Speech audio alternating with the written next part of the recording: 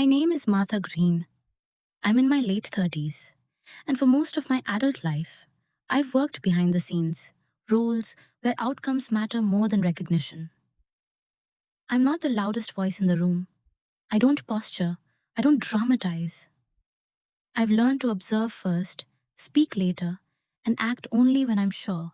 People usually assume that means I'm agreeable, replaceable, easy to overlook.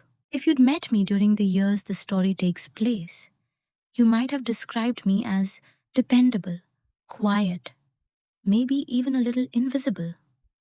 The kind of person managers rely on without thinking too much about it. The kind of employee whose name isn't mentioned in meetings unless something breaks, and even then, only briefly. That's not a complaint, it's an observation. Because being underestimated has a strange side effect. People stop guarding their words around you. This story isn't about revenge. It isn't about proving anyone wrong in a dramatic, cinematic way. There are no raised voices, no slammed doors, no viral walkout moment. What happened unfolded slowly, almost politely. And yet, it changed everything. At its center is a single sentence my boss said to me one afternoon, casually, without malice. You're replaceable. He said it the way people state facts they believe are obvious. He said it with confidence. And he said it, assuming it would pass through me and disappear. But words don't always leave when they're supposed to. Some of them linger longer than expected. What followed wasn't an argument. It wasn't a confrontation. It was a quiet internal shift, a recalibration of how I understood my position, my value, and my responsibility to myself. From the outside, nothing seemed to change at first. I kept showing up. I kept doing my work. I kept my tone neutral and my posture calm. Inside, something had already moved. Over the course of this story, I'll take you through how small dismissals become normalized, how silence can be mistaken for weakness, and how preparation often looks exactly like compliance until the moment it doesn't. I'll talk about patience, not the kind that waits to be rewarded, but the kind that observes, documents, and chooses its timing carefully. There's no villain here in the cartoon sense, just people operating on assumptions that went unchallenged for too long, and one decision that couldn't be undone once it was made. I'm telling this story now, not to dramatize the past, but to be honest about it. Honest about how easily we accept the roles we're assigned. Honest about how power shifts when someone quietly steps out of a frame others assumed would always hold. So before we go any further, I want to ask you something, gently and without judgment. Have you ever realized that the moment someone stopped seeing your value was the moment you started seeing it clearly yourself? Before anyone told me I was replaceable, they showed me, slowly, indirectly, without ever saying the word. At work, I was known as reliable. That was the label most often attached to my name. Not brilliant, not strategic, reliable. The kind of person who responds to emails before being reminded. The kind who noticed inconsistencies in reports and fixed them quietly, without flagging the error unless it affected a client. I was the person people CC'd when they wanted something handled, not discussed. In meetings, I usually sat slightly off-center, close enough to hear everything, far enough that no one looked at me when decisions were being framed. My contributions were rarely disputed, but they were also rarely attributed. Someone else would restate what I had said 5 minutes earlier, and the room would nod as if hearing it for the first time. I learned early that pointing this out only made things awkward. So I didn't. To them, I was a stabilizer, a background system that kept running.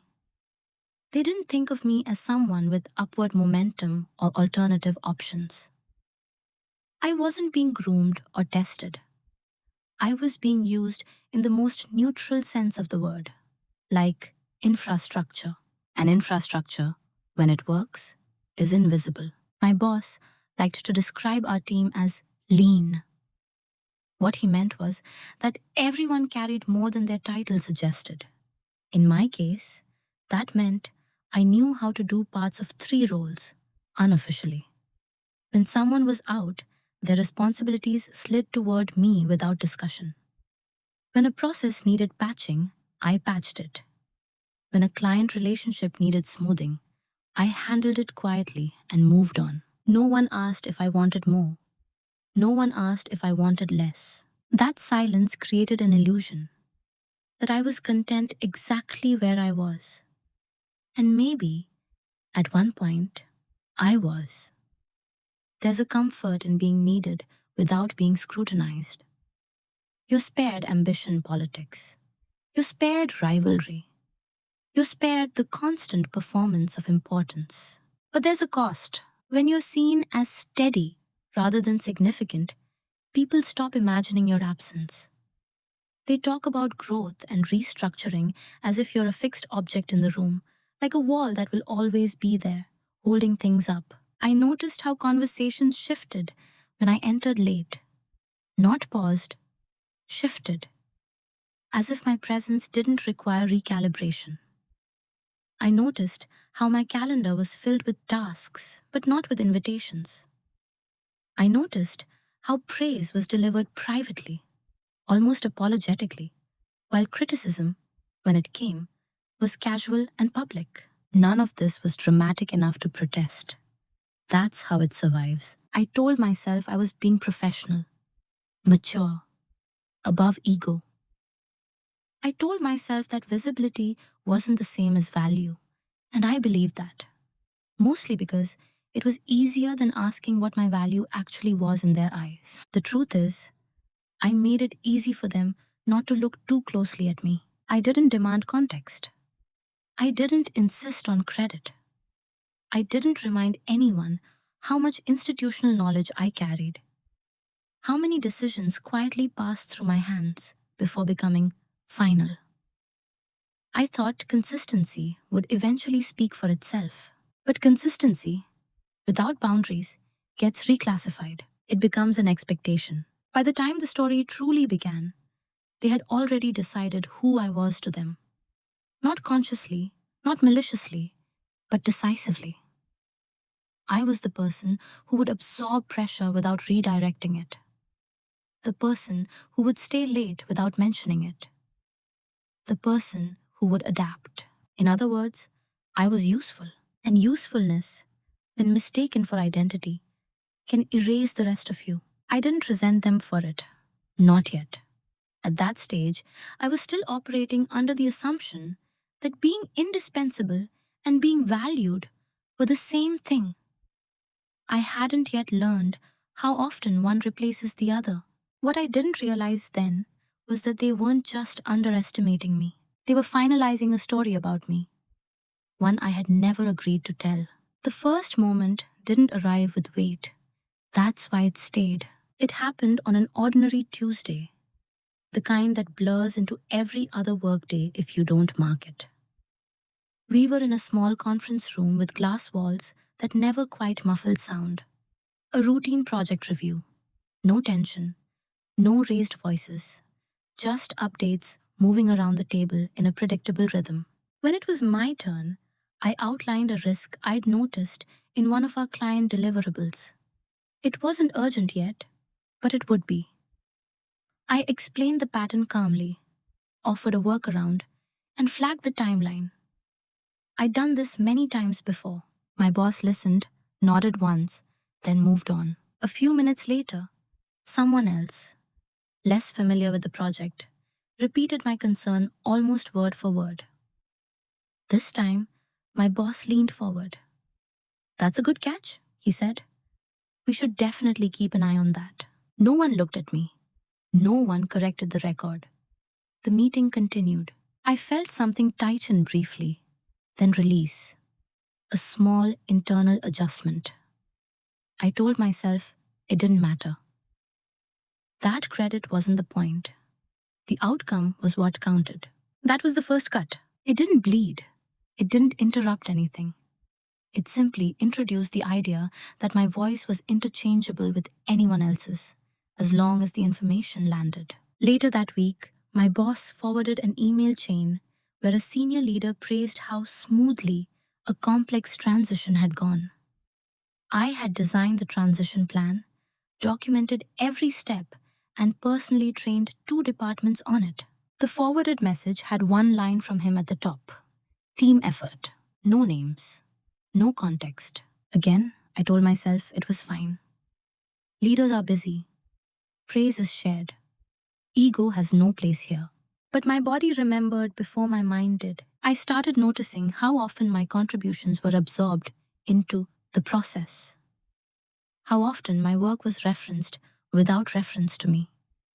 How frequently I was asked to explain how something functioned, but never invited to help decide whether it should function that way at all. It wasn't hostility. That's important. There was no malice in his tone, no intent to diminish.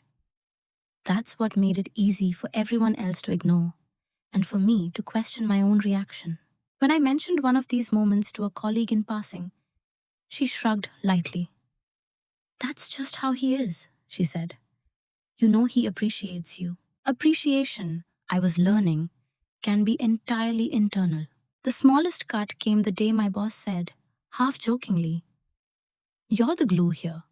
Things would fall apart without you. But don't tell anyone I said that." He smiled as if it were a compliment. I smiled back. Glue doesn't get promoted. Glue doesn't get consulted.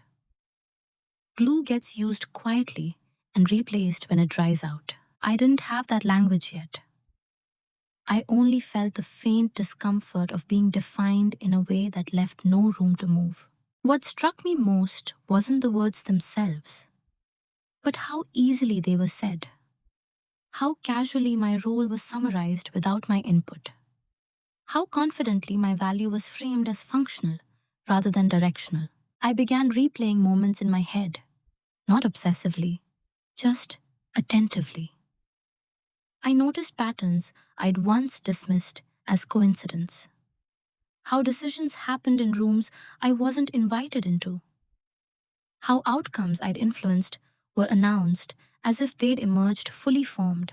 Still, I stayed quiet. Silence, at that stage, wasn't a strategy. It was a habit, a reflex built from years of believing that patience was professionalism and that restraint would be rewarded. Everyone else ignored these moments because they were small and survivable. That's how systems train you. They teach you which discomforts are acceptable to absorb and which ones merit a response. This one, I decided, was acceptable. But it marked something. The first time you realize your presence can be edited out without consequence. Something inside you starts taking notes, even if you don't know it yet. I didn't confront him. I didn't withdraw effort. I didn't change my tone. I just began to listen more carefully. Because once a cut is made, even a small one, you become aware of where the blade came from. After the first few moments passed without consequence, they stopped feeling like moments at all. They became atmosphere. Disrespect rarely announces itself. It settles in through repetition, through things that are easy to explain away if you look at them one at a time. A missed acknowledgement here. A decision made without you there. A joke that lands slightly off, but not far enough to justify discomfort. I told myself I was being sensitive, that everyone experienced this at some point, that the real professionals didn't need to be seen. So when my workload increased without a change in title, I absorbed it. When deadlines were set, assuming my availability, I adjusted. And my boss began speaking over me in meetings, finishing my sentences as if he already knew where I was going. I let him. Each time I explained it away internally. He's under pressure. He trusts me. He knows I'll handle it. Rationalization is a powerful anesthetic. I started noticing how often I was the person smoothing things over after decisions I hadn't agreed with. a process would change abruptly, creating confusion for the team. I'd be the one fielding questions, rewriting documentation, and translating leadership language into something workable. No one asked whether I thought the change made sense. They assumed I would make it make sense. There was a particular afternoon when my boss dropped a new responsibility onto my plate during a hallway conversation. No context, no timeline adjustment. Can you take this on too? He asked, already half turned away. I nodded automatically. Later that evening, I sat at my desk long after the office had emptied, finishing work that technically belonged to someone else. The building was quiet in a way that made your thoughts louder. That was the first time I felt tired in a different way. Not physically, not even mentally. I felt reduced, as if my role had narrowed without anyone telling me. As if my capacity to think, to shape, to decide had been quietly deprioritized in favor of my ability to execute. Still, I said nothing, because speaking up would have required explaining something that felt too intangible. How do you articulate erosion? How do you point to a pattern that looks reasonable from the outside? So I adapted. I answered emails faster. I preempted problems before they surfaced. I became even more efficient, hoping, somewhere, subconsciously, that excellence would force recognition. But efficiency without visibility doesn't elevate you. It stabilizes the system that overlooks you. I watched newer hires get introduced with enthusiasm. Their ideas were encouraged, even when unpolished. They were invited into conversations I'd never been part of. I told myself it was because they were fresh, because leadership wanted innovation. What I didn't admit was that I had been categorized. I was no longer potential. I was continuous. And continuity is rarely protected. The more I normalized these dynamics, the more they solidified. My boss began assuming my agreement before asking. He would say things like, Martha will handle that, in rooms I wasn't in.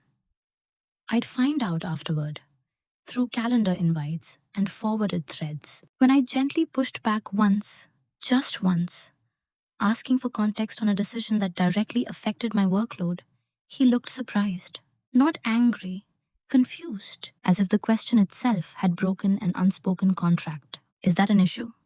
He asked, genuinely puzzled. I hesitated, then shook my head. No, just wanted to understand. He nodded, satisfied, and moved on. That moment taught me something important. Not about him, but about me. I had trained them to expect compliance wrapped in competence. I had made it safe to assume I would adapt. I had mistaken being easy to work with for being respected.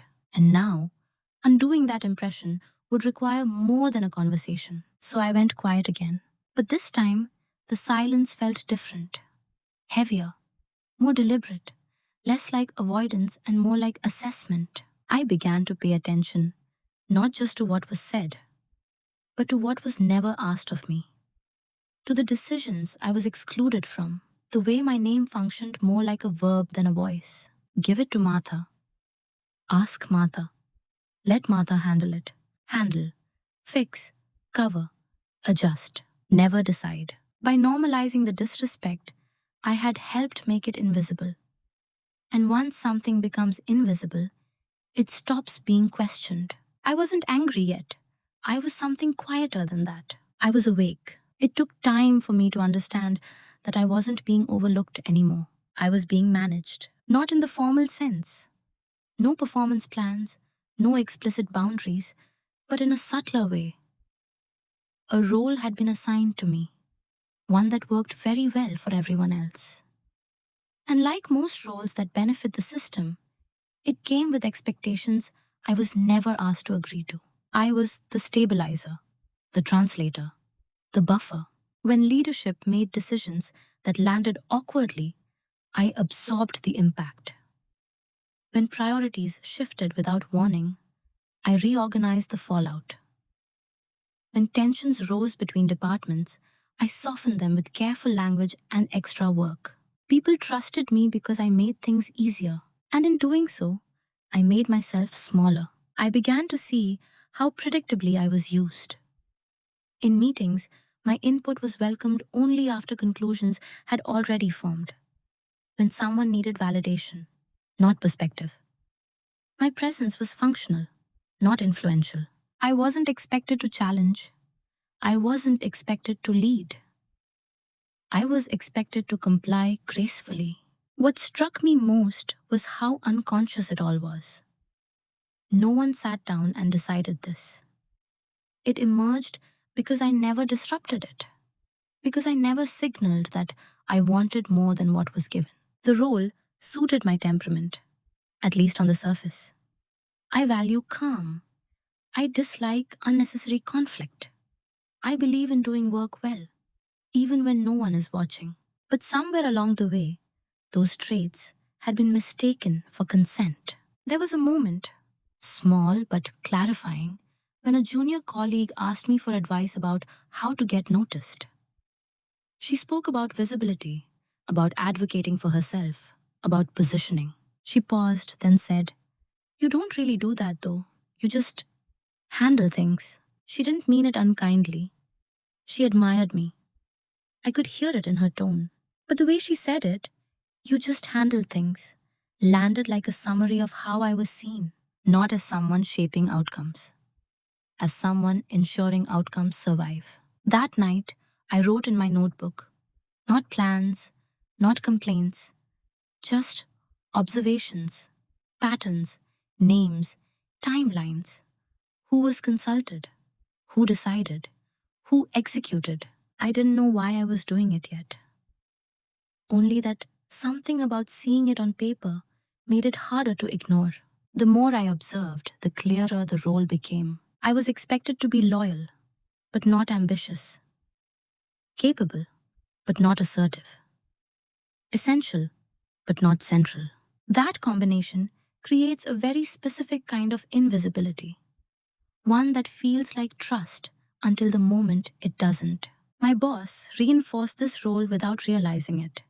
He'd say things like, "I don't have to worry about you," or "You're low maintenance." Those phrases sound flattering until you understand their implication. Low maintenance means no one checks in. No worry means no investment. When restructuring conversations began circulating, quietly, cautiously, I noticed how easily my name was omitted. Others speculated about titles, new teams, and leadership shifts. No one speculated about me. I was assumed, and assumptions are dangerous when they go unexamined. I realized then that if change came, and it always does, I would not be defended. Not because anyone wished me harm, but because my value had been framed as adaptable, not irreplaceable. The role I'd been assigned was to stay, to endure, to support, to make everyone else look good. And for the first time, I asked myself a question I'd avoided for years. What happens if the person who makes things easy stops? I didn't act on that question yet. I wasn't ready. But I stopped pretending I didn't hear it. The day everything shifted wasn't dramatic. There was no argument, no raised voice, no moment that would look significant from the outside. That's what made it decisive. It was late afternoon, and my boss had asked me to step into his office. Not urgently, casually. The kind of request that suggests a quick alignment, nothing more. I brought my notebook with me out of habit. He closed the door halfway and leaned against his desk, scrolling through something on his phone before looking up. "We need to talk about bandwidth," he said. I nodded, waiting. He explained that leadership was exploring some changes.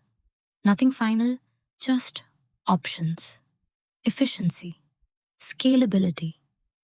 He spoke in the abstract, using words that sounded thoughtful without committing to anything. Then he said it, almost offhandedly. "Look, I don't want you to take this personally, but no one here is irreplaceable, especially not in roles like yours." Roles like yours. The sentence landed cleanly. No malice, no warning. He didn't raise his voice or soften it. He said it the way someone states a policy they believe is self-evident. I felt something settle instead of flare. "Oh," I said, "just that?" He kept talking, unaware that he'd crossed a line he didn't know existed. He spoke about contingency planning, about coverage, about how the company needed to protect itself. I listened. I even asked one clarifying question. My tone didn't change. Inside, something had gone quiet. Not numb, not angry, clear. For years, I'd sensed how I was perceived. That sentence confirmed it. Not as insecurity, but as fact. It stripped away the ambiguity I'd been living inside. There was no misinterpretation left to resolve. He saw my role as interchangeable, and more importantly, he felt comfortable saying that to me. That comfort told me everything. I thanked him for being transparent. I meant it. Transparency, even when it stings, is a form of respect, even if unintentional. When I left his office, the hallway felt longer than usual. I returned to my desk and opened my notebook, not to write, but to ground myself in something familiar. I didn't cry. I didn't vent. I didn't text anyone. I finished my work for the day. That evening, at home, the sentence replayed in my mind, not obsessively, but steadily, like a tone you notice only once the room goes quiet, especially not in roles like yours. It wasn't the idea that bothered me. On some level, it was true. Most roles are replaceable in theory. What stayed with me was the implication that my years of quiet contribution had not shifted me out of that category at all. I realized then that waiting for recognition was a form of hope I could no longer afford. This wasn't a betrayal, it was a clarification. And clarity demands response, not emotional, but structural. That night, I slept well. The next morning, I arrived at work the same way I always did. Same posture, same tone, same attention to detail. No one noticed anything different. But the way I listened had changed. I stopped filtering information through loyalty. I stopped assuming alignment. I began hearing decisions as data, not direction. I noticed how often my boss spoke about the team when he meant output, and the company when he meant protection from risk. I noticed how rarely he spoke about people as individuals, unless they were visible. And I understood finally that staying silent wasn't neutrality, it was participation. The shift wasn't toward anger or rebellion, it was toward responsibility to myself, to my future, to the version of me that had mistaken endurance for security. Words linger longer than expected. That sentence didn't push me to leave immediately. It did something more important. It freed me from the illusion that staying was loyalty. From that moment on, my silence wasn't a habit. It was a choice. After that conversation, nothing changed on the surface. That was intentional. I continued to do my work with the same level of care. I met deadlines. I responded promptly. I remained courteous and composed. If anything, I became easier to work with. Not because I was trying to please, but because I had stopped needing validation. Silence, once reactive, became deliberate. I no longer filled gaps in conversations that weren't meant for me. I stopped volunteering context when it wasn't requested. I answered questions precisely, without extending beyond what was asked. People interpreted this as efficiency. They mistook my restraint for acceptance. In meetings, I spoke less. But when I did, it was concise. I offered information, not interpretation. I watched how others responded when the stabilizing commentary was absent. I watched small misunderstandings surface. Nothing catastrophic, just enough to reveal how much translation I had been quietly providing. No one traced it back to me. That was the point. My boss seemed relieved, if anything. With fewer clarifying questions from me, he assumed alignment was complete. He began making faster decisions, more confidently. I let him. Silence gave me space to observe without being implicated. I began documenting, not out of fear, but out of clarity.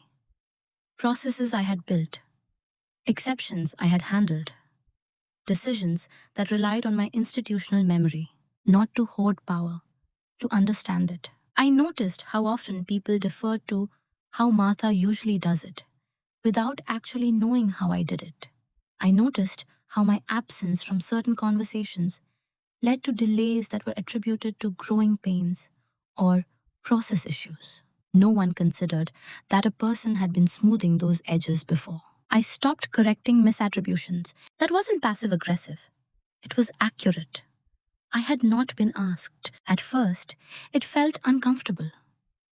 There's a reflex to rescue, to step in and prevent inefficiency. But I reminded myself, if my role was truly replaceable, then the system should adapt without me. That's what replaceable means. I didn't withhold information. I didn't sabotage anything. I simply stopped preempting problems that no one had acknowledged as my responsibility. The difference between silence as avoidance and silence as choice is intention. I was no longer quiet because I believed speaking up would cost me. I was quiet because I was gathering information, and information I was learning was leverage, not in a manipulative sense, but in a grounding one. It showed me exactly where I stood and how fragile the assumptions around my role really were. Colleagues began filling the space I'd left. Some did it awkwardly, some confidently. A few asked me privately, "Have you noticed things feel different?" I smiled and said, "Transitions take time." That was true. What I didn't say was that I was transitioning internally, from participant to observer. I noticed my boss stopped asking for my opinion altogether. He assumed it. That assumption gave me something invaluable: freedom from expectation. When you're no longer expected to contribute beyond execution, you gain clarity about what your presence actually enables. And I began to see something else. Without my constant translation, leadership decisions sounded harsher when delivered directly. Without my smoothing language, timelines felt tighter. Without my quiet adjustments, small cracks stayed visible longer. Still, no one named it. Silence has a way of amplifying whatever others are unwilling to say. I wasn't waiting for them to notice me. I was noticing them. The dynamic had shifted, but not in a way that raised alarms. From the outside, I was still compliant, still reliable, still there. Internally, I was recalibrating my sense of responsibility. I was no longer carrying weight that hadn't been acknowledged. I was no longer investing energy in places that saw me as interchangeable. This wasn't withdrawal, it was alignment. I had accepted their framing and decided what to do with it. Because if I were replaceable, then staying silent while I prepared to be replaced was not betrayal. It was logical. What they never noticed was how much of the company lived outside official documents, not in secrets or scandals, but in habits, in shortcuts, in unspoken agreements, in the quiet ways things were done because someone understood how they worked. That someone had been me. As my silence continued, I began to see the organization the way you see a building.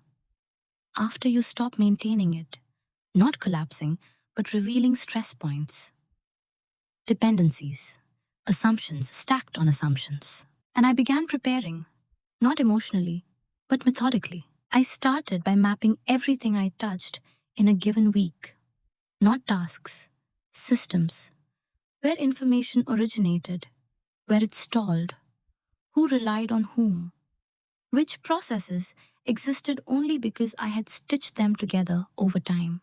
I was careful not to dramatize my own importance. I didn't inflate my role. I just documented facts. There were client relationships where I was the only person who knew the full history, why certain promises had been made, which expectations were flexible, which were not. There were internal tools I had configured and reconfigured so many times that the logic lived mostly in my head. There were workflows that technically belonged to a team, but in practice, were routed through me because no one else knew how to resolve edge cases. None of this was formal authority. That's why it was invisible. I noticed how often people asked, "Do you remember why we decided that?" And how often the answer was, "Mata might know." But memory, unlike position, isn't protected. I began organizing my notes, not to hide them, but to see them clearly. I dated entries. I traced dependencies. I flagged risks that had been mitigated quietly in the past. This wasn't preparation for confrontation. It was preparation for the truth. At the same time, I began learning quietly outside my role, not during work hours, not using company resources. I updated skills I'd let stagnate because my job hadn't required them. I followed industry shifts I'd previously ignored because I was too busy keeping things running. The more I learned, the more I realized how narrow my professional world had become. Not because of my ability, but because of my role. And roles, once internalized, shape what you think is possible. I also paid attention to how my boss behaved when things went wrong, whom he blamed, who he protected, who he leaned on. Patterns emerged. He relied on visibility, not substance. He trusted people who spoke confidently, not those who stayed quiet. He assumed that what he saw was what mattered. That assumption had protected me from scrutiny for years. Now, it protects my preparation. I never stopped being professional. I never broke trust. I never shared internal concerns externally. I simply stopped acting as the company's memory buffer. When someone asked me to recall context, I answered accurately, but briefly. When someone misunderstood a process, I clarified only what was necessary. I no longer layered in safeguards they hadn't requested. People began building their own understanding, often incomplete. Again, no one noticed. Why would they? The system still worked, mostly. What they didn't see was that the system was no longer being reinforced in advance. It was being allowed to reveal itself. In the evenings, I reviewed my notes and asked myself hard questions. If I left tomorrow, what would break immediately? What would degrade slowly? What would be attributed to transition challenges rather than loss? The answers surprised me, not because I was indispensable, but because so much had been structured around my consistency rather than shared knowledge. That wasn't power in the dramatic sense. It was leverage born of neglect. And I felt no satisfaction in discovering it, only responsibility. Because leverage can be used destructively or cleanly. I had no interest in chaos. I wanted alignment between how I was seen and how I chose to act. The more I prepared, the calmer I became. There was a quiet relief in understanding my position without embellishment, in knowing that whatever happened next wouldn't be impulsive. I wasn't waiting for permission. I was building options. One afternoon, my boss remarked, "Things have been running smoothly lately." I nodded. They always did, right up until the moment they didn't. What they never noticed was that I wasn't preparing to prove my worth. I was preparing to remove myself from a story that had already decided I didn't have any. And once you see that clearly, preparation stops feeling like fear. It starts feeling like self-respect. The reveal didn't come from a conversation. It came from a pattern. One evening, as I was reviewing my notes, I realized that nearly every critical escalation over the past 3 years had passed through me before being resolved. Not because I held authority, but because I held context. I understood which constraints were real, which were flexible, and which existed only because no one had revisited them. That realization was sobering, not empowering in the cinematic sense, just clarifying. I wasn't central by design. I was central by default, and defaults are fragile. I decided to test an assumption quietly. The next time a familiar issue surfaced, one I would normally intercept before it reached leadership, I didn't intervene early. I didn't ignore it. I simply let it follow the formal path it was supposed to take. It took 3 days longer to resolve. Two people got frustrated. A minor client concern escalated unnecessarily. No one blamed me. No one even realized I'd been involved before. That was the reveal. My value had never been visible enough to be missed, only felt indirectly when absent. And indirect impact is easy to misattribute. I didn't feel triumphant. I felt precise. This wasn't about being indispensable. It was about understanding how easily the system would rewrite the narrative if I left. How quickly my contributions would be reframed as process issues or learning curves. That knowledge mattered because it stripped away the fantasy of being remembered. If I stayed, I would remain useful but unseen. If I left, my absence would be rationalized. Either way, I would not be centered. That clarity ended my internal debate. I wasn't angry anymore. Anger requires the hope that someone will change. I had moved past that. What I felt instead was resolve. I reviewed my finances carefully, not with panic, with realism. I noted what I could afford, how long I could afford it, and what adjustments would be required. I didn't assume best case scenarios. I planned for neutral ones. I updated my resume, not as a plea for validation, but as an inventory of facts. I resisted the urge to soften or dramatize. I wrote exactly what I had done, not what I wished had been recognized. Seeing it laid out was another reveal. On paper, my role was far larger than my title suggested. Outside the company's narrative, it had weight. I also examined my loyalty honestly. I had given years of steady contribution without complaint. I had protected the company's image, absorbed risk, and smoothed transitions.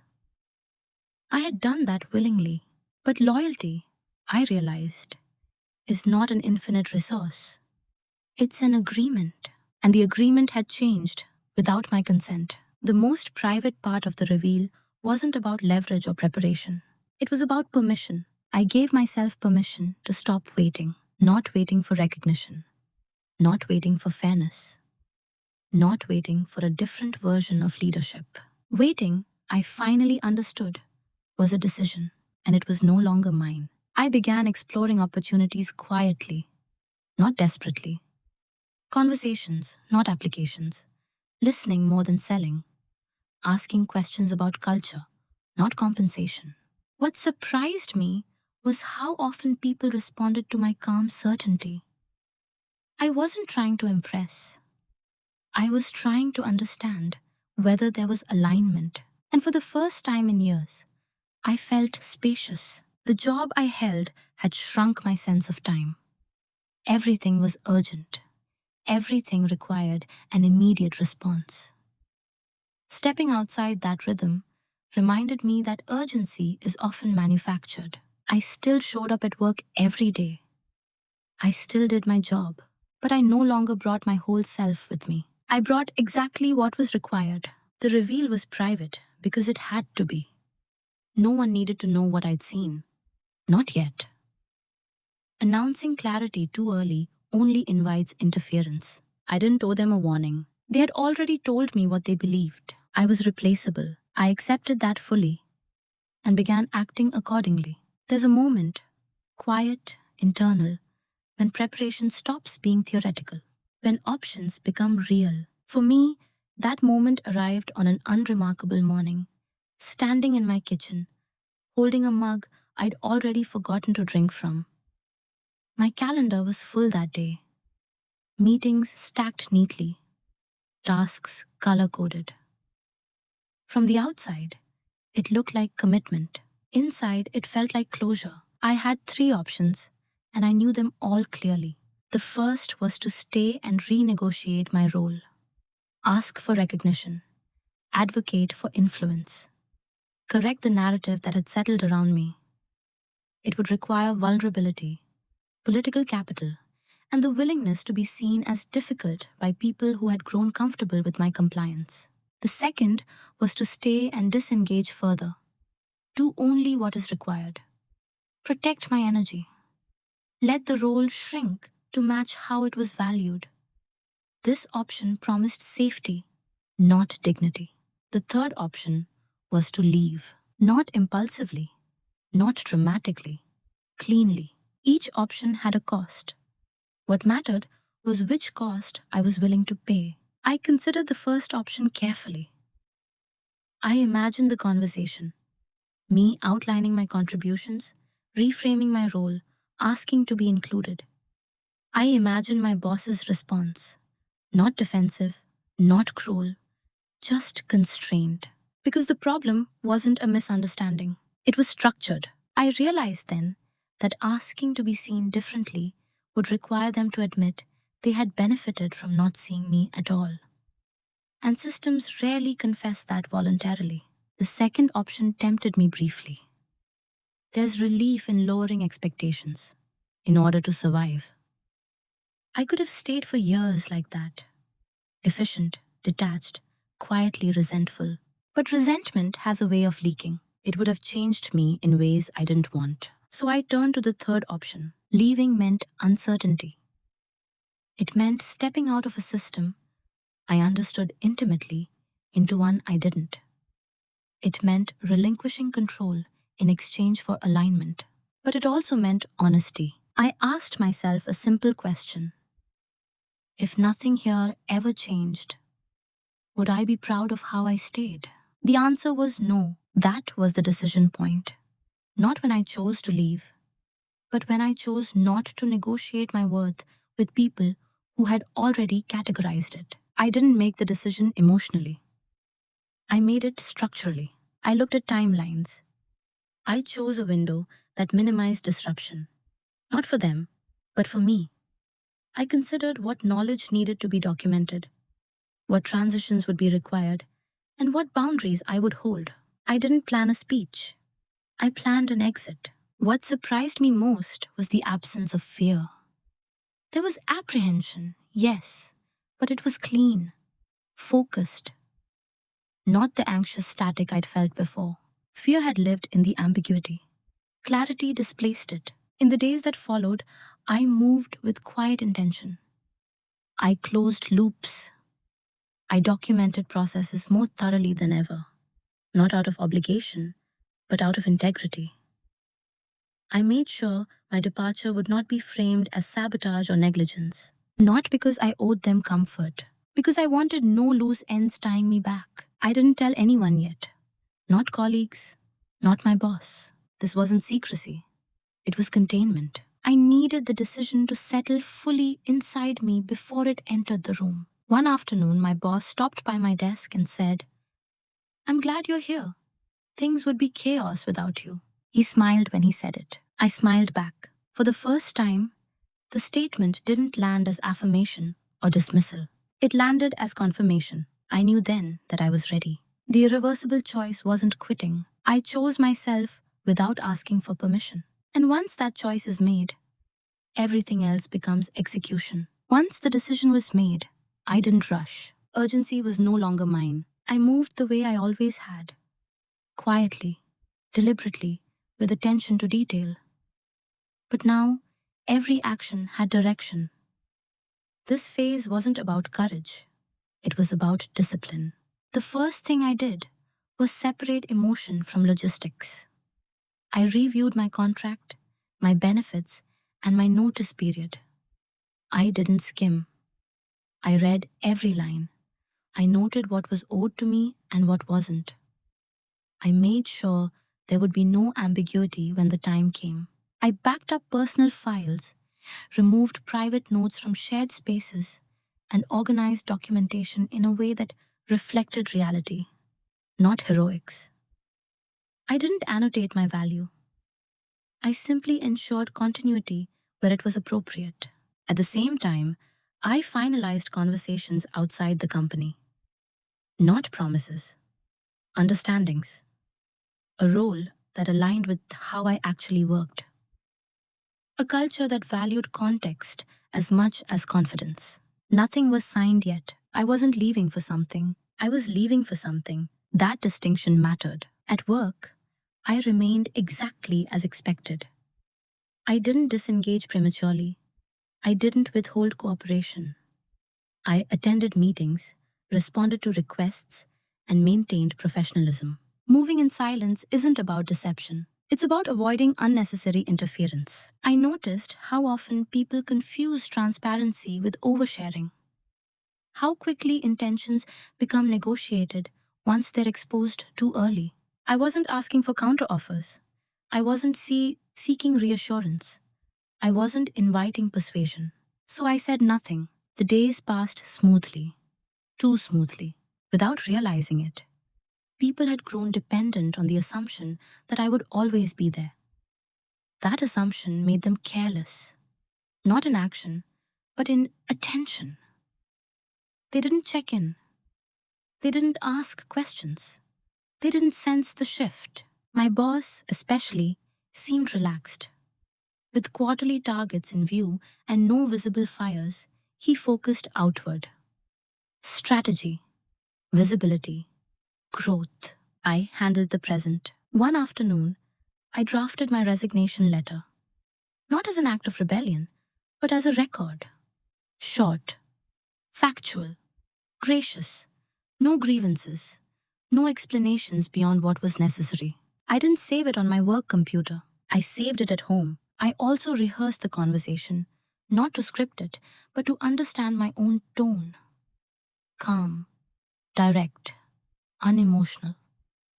I wanted no ambiguity, no escalation. I knew that how I left would shape how the story was told afterward. And I wanted that story to be boring. There's power in being uninteresting to gossip. The closer I got to the moment, the more I noticed something unexpected. Relief, not excitement, not triumph. Relief at no longer carrying the unspoken weight of staying somewhere I had outgrown quietly. Relief at not having to pretend that being low maintenance was a virtue rather than a convenience. I still cared about the work. I still respected many of the people. But I had stepped out of the role they had written for me, and they didn't know it yet. In my final week before notice, my boss asked me to take on a long-term initiative. 6 months at least. He spoke about it casually, as if my future were already accounted for. I listened. I nodded. I'll think about it, I said. That pause, so small, felt enormous. Moving in silence doesn't mean moving without consequence. It means choosing when the consequence arrives. I had chosen. All that remained was timing. The consequences didn't begin with my resignation. They began before that, with absence, not the obvious kind. I was still there every day, still present, still responsive. But the invisible scaffolding I had once provided was gone. Small delays started surfacing. Questions that used to be answered intuitively now require meetings. Meetings produced follow-ups. Follow-ups produced confusion. No one panicked. They labeled it growing complexity. I watched this with a kind of detached clarity. Not satisfaction, just confirmation. Systems rarely notice what stabilizes them until it's removed. The first real consequence showed up in a client call I wasn't invited to. A client raised a concern about a process I had quietly modified months earlier to prevent exactly this issue. Without me there, the explanation was clumsy, defensive, incomplete. The client didn't escalate. They didn't complain formally. They hesitated. Hesitation is often the first warning. Later, my boss asked me, casually, if I knew anything about the confusion. I explained the context calmly, without editorializing. I didn't say, this is why I used to handle it. I simply clarified what had happened. He nodded, slightly distracted.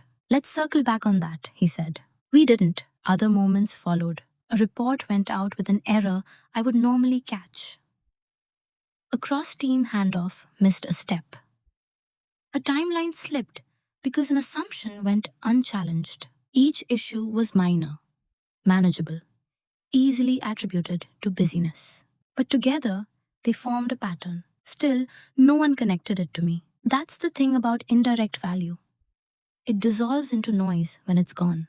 Then came the meeting, a routine leadership sync where metrics were reviewed and efficiency was discussed.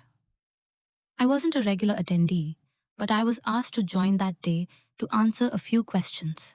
As the conversation unfolded, I realized they were describing problems I had once preempted entirely. They spoke about them as if they were new, unexpected. I answered questions factually, briefly. At one point, my boss frowned at the data and said, "This used to run smoother." He looked around the table, puzzled. No one answered. I didn't either. Not because I wanted them to struggle, but because the observation wasn't a question. It was a realization trying to form. After the meeting, a colleague stopped me in the hallway. "Have you changed how you're working?" she asked, half joking. I met her gaze and said, "I'm working within scope." She nodded slowly. That was the first time someone sensed the shift without naming it. The consequences continued to unfold quietly. Not as a crisis, but as friction. The kind that erodes confidence over time. My boss became more involved in the details he'd previously ignored. He asked more questions. He double-checked things, not with suspicion, with uncertainty. I could see it in his posture. The system he trusted was behaving differently, and he didn't know why. Still, he didn't look at me. Because people don't look for absence in places they believe are stable. The irony wasn't lost on me. I had been told I was replaceable. And yet, the system was struggling to replace what it had never acknowledged. But this wasn't vindication. It was inevitable. I continued moving forward with my plan. I finalized paperwork. I chose a date. I informed no one. I wanted the consequences to be visible before the cause was revealed, not as punishment. As context, by the time I handed in my notice, the environment had already changed. Subtly, uneasily. They just didn't know why yet. And when they did, it would be too late to pretend it had never mattered. I gave my notice on a Monday morning. No preamble, no build-up. I asked my boss if he had a few minutes. He waved me in, distracted, still half in his inbox. I closed the door gently and handed him the letter. He skimmed it once, then again. His expression didn't shift dramatically. It tightened, just enough to register surprise. "You're leaving?" he asked. "Yes," I said. He leaned back in his chair, processing. The silence stretched, not uncomfortable, just unplanned. "Can I ask why?" he said finally. I had expected the question. I had prepared an answer that was honest without being accusatory. "I'm looking for alignment," I said. "In scope, in impact, in how my work is valued." He nodded slowly, as if that made sense, but not fully. "We can talk about that," he said quickly. "If this is about bandwidth or recognition, we can adjust things." That was the moment I knew it was too late. Not because he was wrong to offer, but because the offer came only after the loss became real. I didn't say that out loud. "I appreciate that," I said, "but my decision is made." He frowned, not in anger, but in confusion. "You're one of our most reliable people," he said. "This feels sudden." It wasn't sudden. It was simply no longer invisible. Over the next few days, the shift was immediate. Conversations that had once been casual became urgent. My calendar is filled with meetings labeled transition and knowledge transfer. People asked questions they'd never asked before. How does this actually work? Why is this set up that way? What happens if? I answered calmly, thoroughly. I shared what was documented and clarified what wasn't. What I didn't do was compress years of judgment into bullet points. Some things can't be transferred quickly, not because they're secrets, but because they were never meant to live in one person's head. My boss tried again midweek. "Is there anything we can do to make you stay?" he asked, more directly this time. I looked at him and answered honestly, "Not now." He sighed, rubbing his forehead. I could see the calculus shifting. Replacements, redistributions, explanations upward. Panic didn't show up as an emotion. It showed up as logistics. He began looping in people who had never been involved in my work before. Senior leaders asked for summaries. My role was suddenly visible. On paper, at least. But visibility under pressure feels very different from recognition earned over time. Colleagues expressed surprise.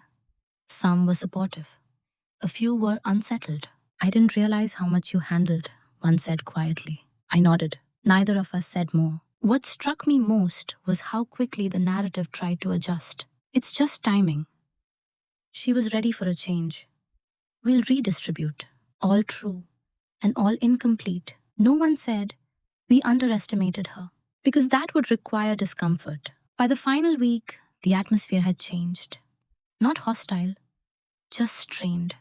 My absence was being rehearsed in real time, and the results were uneven. Deadlines were renegotiated. Expectations lowered. No one admitted it aloud, but the system was bracing. My boss walked me to the elevator on my last day. We stood in silence for a moment. I didn't see this coming, he said.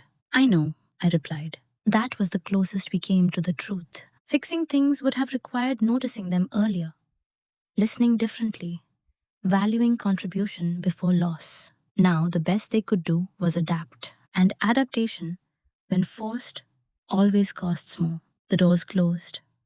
I didn't look back, not because I was angry, because there was nothing left to fix. The confrontation everyone expected never really happened. There was no raised voice, no emotional speech, no moment where I listed grievances or demanded acknowledgement. What did happen was quieter, and in some ways, harder to dismiss. It took place 2 days before my last day. My boss asked if we could talk again. His tone was different this time, more measured, less procedural. We sat in the same office where he'd once told me I was replaceable. He didn't lean against the desk this time. He sat. I've been thinking about what you said, he began. About alignment. I nodded, inviting him to continue. I don't think I realized how much you were carrying, he said. Not intentionally. It just happened. That was the closest he came to an admission. I didn't interrupt. I want to be clear, he added. I never meant to make you feel undervalued. I believed him. Intent matters, but it doesn't negate impact. I know, I said. And I don't think anyone set out to create this dynamic. He exhaled, relieved by the absence of accusation. So where did it go wrong? He asked. The question was genuine, not defensive. I chose my words carefully, not to protect him, but to reflect reality. It didn't go wrong all at once, I said. It settled, over time, through assumptions. He listened. I became someone who handled things quietly. That worked, until it didn't. And when I realized that my role was defined without my input, I understood that staying would mean accepting that definition. He was silent for a moment. When I said what I said, he finally admitted. About being replaceable, I didn't realize how it would land. I know, I said again. But that sentence clarified things for me. I didn't say it hurt. I didn't say it stayed with me. I didn't need to. He nodded slowly, absorbing that. Is there anything you'd want me to do differently? He asked. The question surprised me. Not because it was asked, but because it came too late to change my answer. Yes, I said, earlier. He smiled faintly. Not amused, aware. I suppose that's fair, he said. There was no tension in the room, no defensiveness. Just the quiet acknowledgement of misalignment. I hope wherever you go next, he added, they see what we missed. I appreciated the sentiment, but I didn't need it. I hope you build systems that don't depend on invisibility, I replied. For anyone, that was the closest I came to a boundary. We stood. He extended his hand. I shook it. No apology was demanded. No forgiveness was requested. Some conversations aren't about resolution. They're about clarity. As I left the office, I felt something release. Not vindication, but completion. The need to be understood had dissolved. I didn't require him to fully grasp my experience.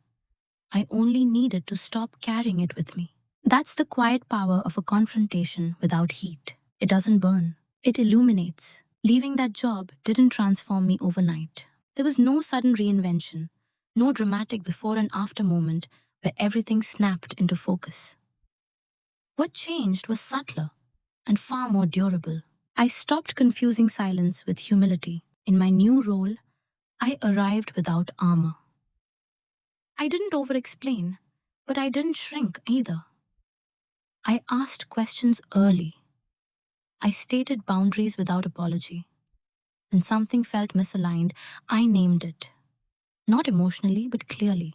What surprised me was how little resistance there was. It turns out that when you carry your value quietly but visibly, people adjust. Not because they're kinder, but because clarity invites respect. I no longer wait to be interpreted. I articulate. That doesn't mean I'm louder. If anything, I speak less. But when I do, it's with intention. I don't fill space that isn't mine, and I don't disappear from space that is. The part of me that once absorbed tension has learned to redirect it, not onto others, but back to the system that created it. I ask whether something makes sense before I ask whether I can handle it. That shift alone has changed everything. I still value calm. I still dislike unnecessary conflict. But I've learned that peace maintained through self erasure isn't peace, it's a postponement. Who I am now is someone who notices earlier, someone who pays attention not just to what's being said, but to what's being assumed. Someone who understands that roles are often assigned in the absence of boundaries, and that boundaries, when stated early, prevent resentment later. I no longer pride myself on being low maintenance. I value being well aligned. There are moments when old habits resurface, when I feel the urge to smooth something over or take on more than I should. But now, that impulse triggers a pause instead of action. I ask myself a question I once avoided. Is this mine? If the answer is no, I let it remain unsolved a little longer. Not to be difficult, but to let responsibility land where it belongs. What I've gained isn't dominance in the traditional sense. I don't command rooms or assert control. What I've gained is internal authority, the ability to choose how and where my energy is invested. And that has made me quieter, not louder, calmer, not sharper, more precise. I think often about that sentence, "You're replaceable," and how differently I hear it now.